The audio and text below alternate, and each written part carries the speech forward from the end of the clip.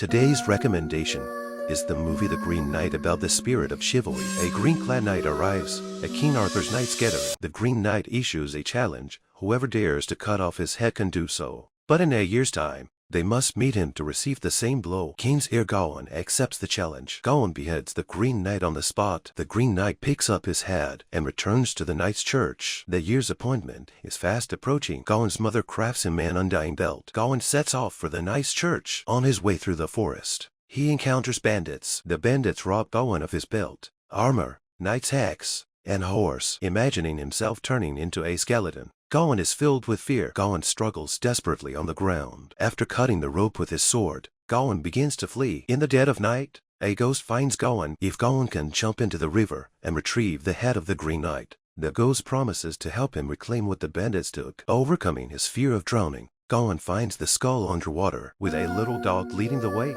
Gawain arrives at an attic. The skull, falling to the ground, begs Gawain to quickly put it back in place. Trembling, Gawain puts the skull back in its original position. Gawain also retrieves the things that were stolen from him. A giant hand reaches out from behind the mountain. Gawain climbs to the mountaintop. Several female giants, taller than the mountain itself, appear before him. Gawain shouts to the female giants. The female giants stop in their tracks and reach out to grab Gawain. Gawain is extremely scared. The barking of the little dog interrupts the actions of the female giants. After a moment of contemplation, the female giants walk away. Gawain enters a terrifying forest. The air is filled with a sense of terror all around. Suddenly, the little dog runs ahead of him and blocks his path. Astonishingly, the little dog speaks. The little dog warns Gawain that if he continues forward, he will be beheaded, so he should turn back. Gawain waves his axe to drive away the little dog and continues forward. Finally, he arrives at the Green Chapel. Gawain places his axe in front of the knight. The knight seems to be still half asleep. Gawain sits there, waiting. The Green Knight finally wakes up and looks at Gawain. The Green Knight says,